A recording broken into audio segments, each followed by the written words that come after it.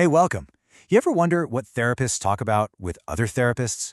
What are the big questions, the professional anxieties that are really on their minds? Well, let's dive into that.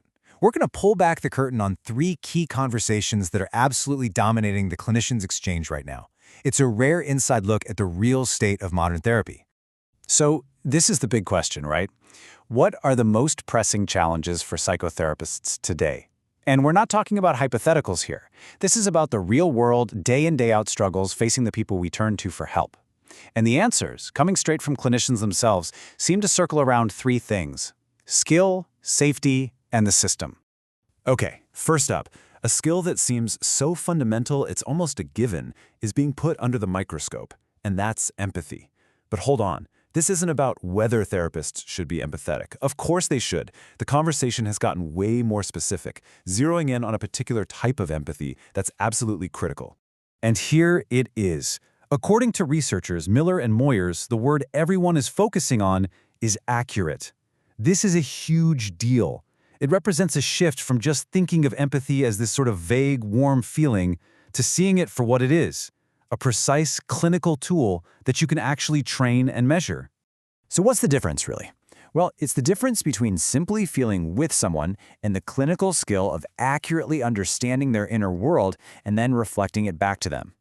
Think of it like this. General empathy might sound like, oh, that sounds awful. But accurate empathy, that sounds more like, it seems like you feel completely misunderstood, and that feeling of being alone is maybe even more painful than the thing that happened. Am I getting that right? See, that precision, that's where the breakthroughs happen. Now, the second major conversation kind of builds on this idea of precision, but it shifts from skill to safety, and it calls into question one of the absolute cornerstones of therapy: confidentiality. I mean, for therapy to even work, that room, whether it's a real room or a virtual one, has to be like a sealed vault. But what clinicians are asking is that vault really sound anymore? And that's the dilemma that's keeping therapists on their toes. It's a really profound question, both ethically and just practically. With how fast the world is changing, can any therapist, no matter how careful they are, truly guarantee that what you say to them stays 100% private? And the reasons for this are, well, they're everywhere.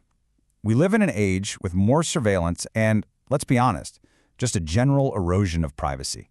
But there's a challenge that's pretty unique to modern therapy, and that's just all the different ways we communicate now.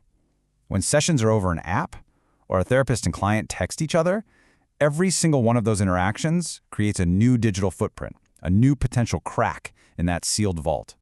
All right, this third and final conversation thread moves us completely outside the therapy room. It's all about the external, systemic forces that are putting a ton of pressure on the entire practice of psychotherapy, and it's affecting both the clinician and the client. So this whole discussion got kicked off by an article about Medicare Advantage, but it quickly became clear it was about something much bigger. Clinicians are feeling caught, squeezed between what their clients need and a system that often feels like it's working against them. We're talking about insurance plans that dictate how long therapy can last or what kind you can get, or the administrative burden being so heavy that therapists are spending more time on paperwork than with patients. It creates this whole other layer of stress that has absolutely nothing to do with a client's actual well-being. So, okay, we've got these three different conversations, right? A clinical skill, an ethical principle, and a systemic pressure. They seem pretty separate, but what if they're not?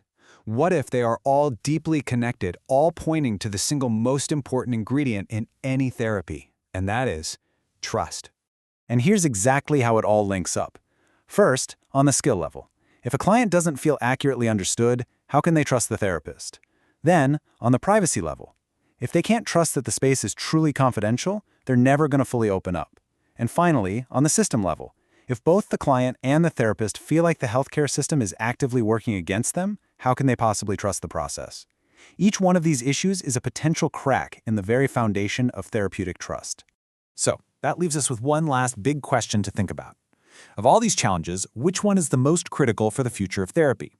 Is it an internal one, perfecting the skill of accurate empathy? Is it an ethical one, figuring out how to protect privacy in this digital world? Or is it an external one, fighting for a system that actually supports mental health? They're all connected, for sure, but where we focus our energy, that could define everything. Definitely something to think about.